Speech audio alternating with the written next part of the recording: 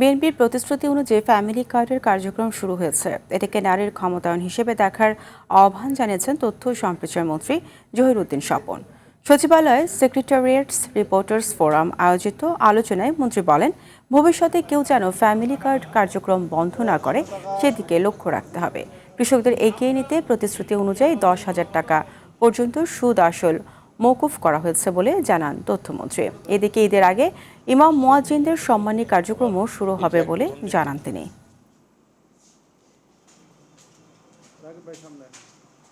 আমরা ইতিমধ্যেই family card প্রতিশ্রুতি দিয়েছিলাম, আমরা সেটার কাজ শুরু করেছি। ভবিষ্যতে যে কোনো সরকার যাতে এটাকে বহাল রাখে এবং এটা যেন কোনো একটা রাজনৈতিক প্রতিশ্রুতি আকারে কেউ না দেখে, এটা নারীর ক্ষমতায়ন আকারেই যাতে দেখে, উদ্যোগটাকে এমনভাবে ঘরে ঘরে ঘরে ঘরে পৌঁছে দিবেন যে আপনাদের প্রচারিত সংবাদের মাধ্যমে এটা একটা প্রতিষ্ঠিত মৌলিক অধিকার হিসাবে যেন শিকড় গেড়ে বসতে পারে।